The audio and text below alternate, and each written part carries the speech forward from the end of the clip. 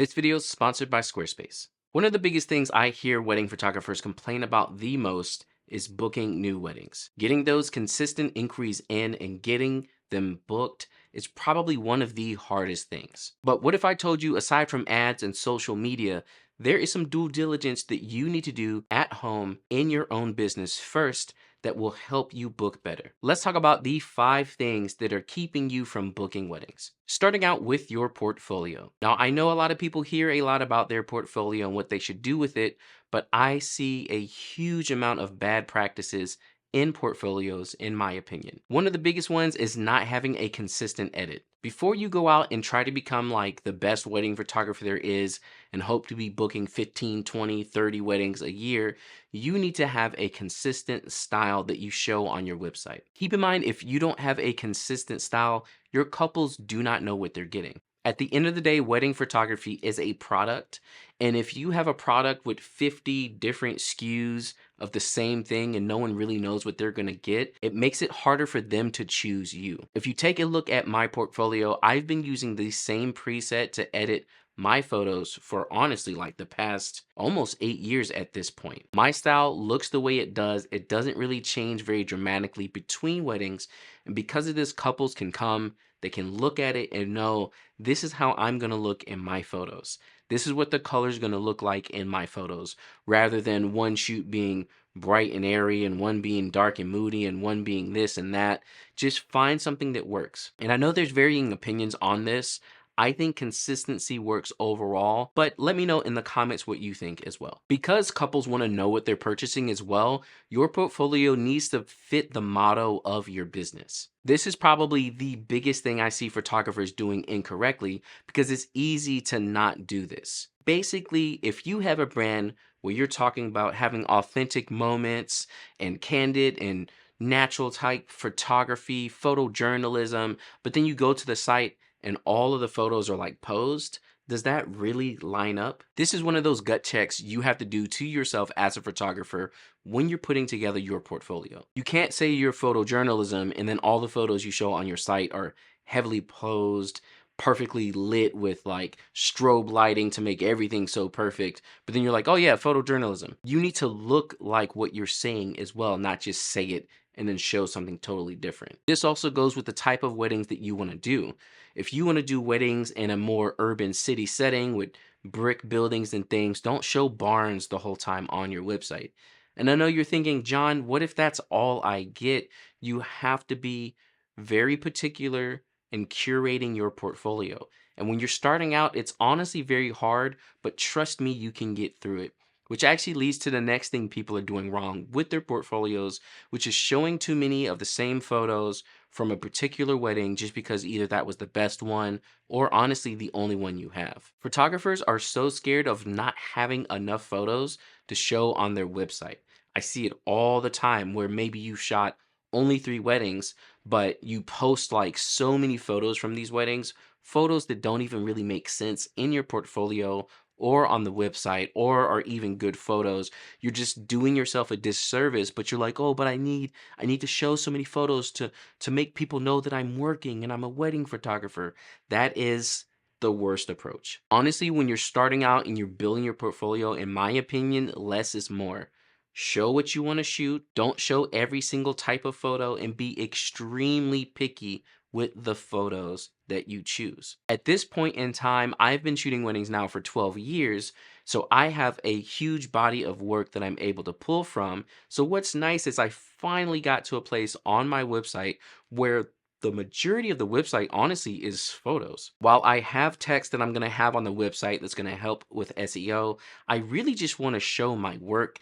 And I actually really like where I have my website right now. I just redesigned it, but every page has a bunch of photos, and you can see my motto is moments over perfection. And so because of it, I'm showing more photos of just the day, the wedding day, people having fun. I do have some of the nice, perfect photos in there. You got to show some of that off, but I want to show all the in between moments more. The ones that may not be the perfect shot, because those are the couples that I want to advertise to. Those are the couples that I want to work with. Your portfolio sets the stage for everything when it comes to bookings because your couple comes in seeing that you're a consistent brand, a product that they can stand behind, and also they can resonate with the model on your website through your photos, knowing that this resonates with them and it's what they're going to also get from your product. So make sure you're doing all those things in your portfolio. They are the most important. This leads right into the second area where people are losing bookings, and it's in your social presence and social proof. This is one of the harder ones because it starts out with reviews. And obviously, if you're just starting out, you do not have a lot of reviews. So getting those reviews are extremely important. Make sure you're going above and beyond for all your couples, and this should be just your business in general, regardless of getting reviews. But afterwards, make sure you're capturing those reviews. You want to build yourself a social network basically of yourself so that when someone searches for your business, they're not just finding your website, they're also finding your Instagram, Facebook, other social media. They're also finding other websites like The Knot or Wedding Wire or other online platforms that show reviews, shows your work, that makes you look more legit. I think one of the scariest things for couples when hiring photographers is knowing if they're legit or not. Because the entry level to become a wedding photographer honestly is kind of low, especially nowadays. All you got to do is go buy a camera, make yourself a nice little logo on Canva, get a quick website going, and then boom, you're a photographer. So that leads to a lot of things like we had a huge scam happen here in North Carolina where this photographer booked like, I don't know how many weddings she booked. It was a lot. It was like 80 to 100. I can't remember how much. It was like $500,000 worth. It was a lot. Honestly, the main thing a lot of the North Carolinian wedding photographers were mad about is the fact that it's like, well, I'm trying to book. Like, how did she book that many and scam all of them, and the rest of us over here starving for bookings? But regardless of that, that stuff happens. I see these news reports all the time. And so, from a couple's perspective, they need to know that you're a legitimate business. This goes back to having a website too. I know nowadays everyone wants to just jump on social media and think that like, oh, that's enough. I'll show it on Instagram. Nah, nah, nah, nah, nah. But honestly, and again, maybe I'm just old, but when I find something new, I need to check multiple sources first to figure out if you're legit. And one of those sources is a website. So you definitely need to be building your social presence. This means consistently posting online as well on your social media. And honestly, you don't have to do like one every day or once a week, just a couple times a month, maybe some stories. Just keep yourself slightly active. But I've been a huge believer of like not stressing yourself out trying to keep up with Instagram. If you're posting on Instagram, don't do it for the views. Just post so that people can see that you're there, you're still doing work, so on and so forth. Don't do anything crazy where like I have to do 2 stories every day and I have to do a short and I have to do like just post when you feel like it, at least once or twice a month. Post when you have a wedding. If you don't have weddings often, post when you're doing work or something. Just make sure people can see you and see you doing work. Another place that can give you some really big social proof as well is not just having a generic at Gmail email. I know it costs money and you probably don't feel like paying the like what 15, 20 bucks a month that it is, but get a domain name and get your email on that domain name. I can't tell you how many times did I get emailed from someone and it's at Gmail and I'm immediately like, this is either scam or it's phishing. Like, is this even legit? And I got to go check and look online. Whereas if it's coming from at your website, that helps so much. Again, we want to look like a legitimate business, not just a person with a camera. And that's why, if you haven't noticed on my channel, I focus more so on the business side of being a photographer or a wedding photographer, because honestly, no one thinks about that. You go get a camera, you go do a shoot, you make $100 and you're like, oh yeah, this is great. But once you start really thinking about it, once you have a family like I do, once you're trying to feed people, it changes everything. No longer are you just, oh, let me go shoot. You're making money now. You're doing weddings. You're doing 15, 20, 30 weddings a year. You're making big money now. You're paying taxes. Like it gets much more serious.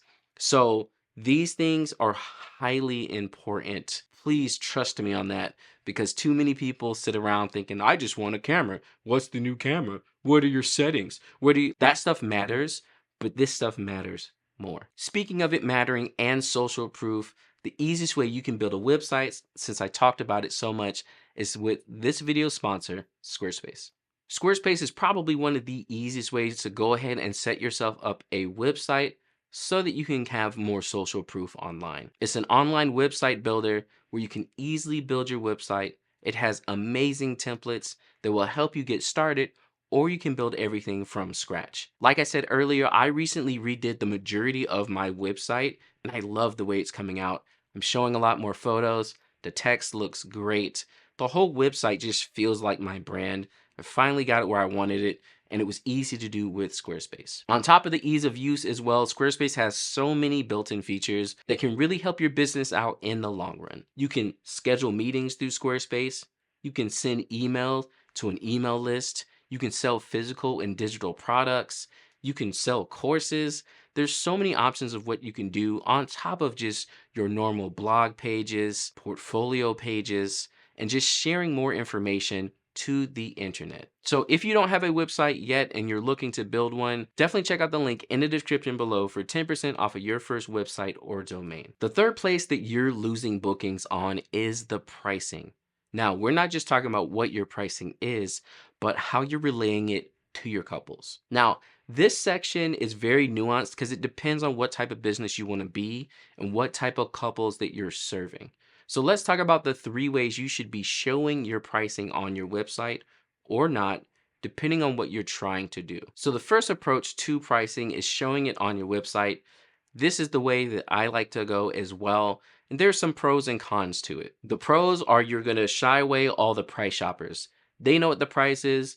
They're not going to get in contact with you. They see it, they don't like it, they leave. They see it, it's too high, they leave. They see it and it's too low and they leave. Funny enough, that is a real thing. Sound off in the comments if you know about that. However, when you do show your pricing on your website, you're getting hotter leads and you don't have to talk about financing at all because your couple already knows what they're getting into. And personally, I'm a big fan of this.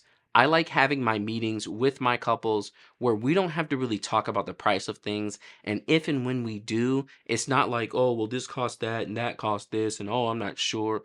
We don't have to have those awkward moments where we're like naming numbers. We already know what the price is.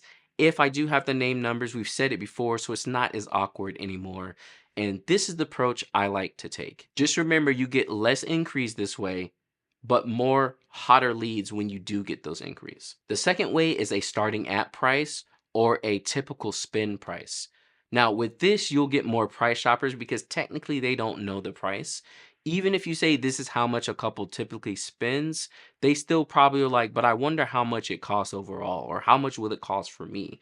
So this way is a more middle ground where you'll get more people in the door and you can talk to them about what you're actually giving to them, what they're gaining from you, like what value you're bringing to the table for your couple, which is actually really good. Sometimes showing your price can shy away people who probably would have booked with you, but they just looked at the price and like went on because they're not really getting into your brand and understanding what it is that you're bringing to them. So the starting at or typical spend, that's your middle ground of the road. Technically, I'm kind of doing that on my website as well, because if you look at my pricing, what I'm doing is I'm telling you what the price of one of the packages is, and then I'm saying, hey, there's more packages. If you want to see more, fill out this form. And the moment I did that, it made a huge difference in my increase. I'm getting a lot more increase. They are a little bit more price choppy, but not as much because they've already seen like a blanket point of the pricing. So again, having a starting at or a typical spin also does that for you. And then the third way, which is the more luxury way, is not showing your pricing at all. Now, keep in mind, this is mainly going to be for luxury wedding photographers. And the first 2 things I talked about that are losing you bookings, if that is not solid and your brand is not established extremely well, not showing your prices, in my opinion, is not going to do you any services. Basically, with luxury, couples want to spend money. And like I said earlier, if you're too cheap, even if your work looks really good, to them that looks like a problem. Like there's something wrong with it. It's almost like I've been in the housing market for a while now. I'm sure all of us are. And I've been trying to find a house, and sometimes you'll find something cheap in a nice neighborhood, and your first thought's not like, oh, this is great. You're looking at it like, what's wrong with it? You know, like, is the neighborhood scary? Is like the house falling apart? Are the neighbors crazy? Like, what's wrong? Because it shouldn't be this cheap. And it's the same thing when it comes to luxury photography. So once you've established your brand and your look and everything is solid, then you cannot show your price. Yes, you might get price shoppers, but for the most part, especially if your brand is solid, people are going to think you're super expensive, which the luxury people are going to want that, especially if your work looks like it. So the third way for a lot of us is not really the best way in my opinion. You should be showing your pricing on your site. Really, especially if you're starting out, don't be like, "Oh, well, I want to be exclusive and na and I want to be able to email people and switch my pricing on them depending," which is nice. I'm not hating on that cuz honestly, I probably should do that for October cuz October always gets slam packed. You can like every time you book 2 weddings, you can just up the price for that month. But at the end of the day, if you're not a luxury photographer, just go ahead and show your pricing on your site. The fourth place where you're losing bookings is your communication with your couples. We've said it a billion times and I'm sure you've heard it, but you need to be faster with your inquiries. When someone inquires with you, you need to be on top of them the moment they get in the door. The easiest way to do this is with some type of automated email. And I know to a lot of people, you may think, oh, that seems very impersonal. But realistically, I think it's better to get that first email in quick off the bat so that your couple has something to read and then get back to them when you can with something more personal. This first email you send should have pricing information if they asked for it. It should have next steps. So like you'll hear from me soon, make sure to make a meeting with me, check out my portfolio, so on and so forth. Basically just directions to get them started. You want to lead them down the path that you want them to go that will make it easier for them to book with you rather than either waiting to send a personal email, which can take too long, or send an automated email that's just like, "Hi, how are you doing?" You want something that's guided. It's going to be obvious that it's automated. So there's no point in trying to hide that fact. Make it automated, but make it like, here's the guide for what's happening next and what you can expect and what we're going to do. This way, you're getting back with them immediately. You can still get personal touches in and you can set them up mentally to start going down the lane of booking rather than just leaving them hanging. Automated emails are huge. And if you're not already using them, honestly, you're leaving a lot of money on the table. Now, like I was saying as well, in these automated emails, you need to have it obvious how they can book a meeting with you. And you need to be having meetings with your couples. If you're not having meetings, phone calls, something of the sort, this is another reason why you're not booking. I can even tell you last year, so I booked about 25-ish weddings for this year, and it was like a 90 or 85% conversion rate if I got them in a meeting. So again, you have to be meeting with your couples. If you'd like me to make more videos on what meetings should look like and how to do them and how to set them up, please let me know and I will do that. You can leave that in the comments below. In your email, letting them know how they can get a meeting with you and then blocking out time in your week so that they can schedule these meetings through the email is probably one of the best things I've ever done for my business and has helped a lot with bookings. It gets rid of all the back and forth. Just go ahead and section off certain days. So I'm a full-time wedding photographer at this point.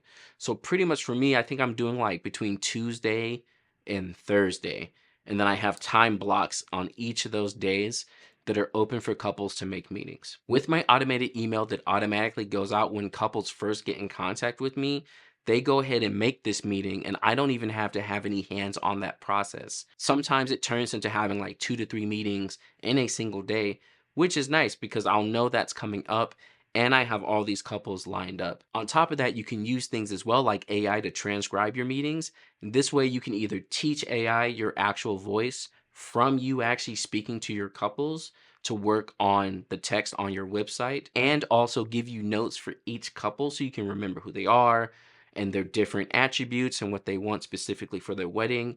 So again, the meetings make a huge difference.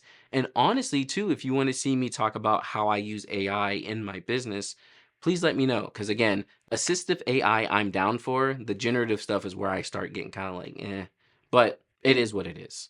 So again, make sure you're communicating with your couples and you're communicating with them quickly as well. Set up some automations if you have not already. The fifth place where you're losing your bookings is in your automations, which I was just talking about.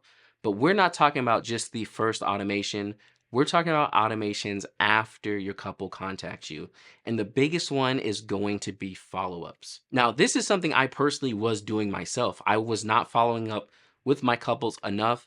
I would hit them up like once or twice and then just kind of let it go. But then I made myself an automation thread that's like 5 to 6 emails deep. And when I tell you it made an actual difference, like y'all need to be doing this. I know it sounds like it can be annoying, like, why am I going to email my couple 5 or 6 times? But the way you approach your automations is what makes the difference. So your couple contacts you, your first email tells them what next steps are going to look like, how to book a meeting. You don't hear from them. Let's say 3 days. Now another email goes out. But now just give them information about wedding photography. Because honestly, and again, this is not just business tactics. Realistically, people are getting married like once in their life. And I guess you can argue that looking at the divorce rate, but that's another story. People are getting married. This is like the one time. They don't do it often. It's a huge important thing. So me as a professional who's been doing it for now 12 years and have seen many a wedding, many of the downsides of what can happen at a wedding day, how to make it smooth, I'm going to share with you, the couple, things that will help out your wedding even if you're not going to book me, because I want you to have a nice and smooth wedding day. This is what your next couple of emails should look like. Different tips and things that your couple can do or think about while they're planning to help them out, to legitimately help, like, not like, Lil, let me book you. Come on. Like, just realistically, like, hey, I've done this for a while. Let me tell you some things that will help you out. This is going to be your next 3 emails. Within these emails, obviously, we're going to have some call to action. If you're still interested, if you'd like to work with me, if you like my work, here's the meeting link again.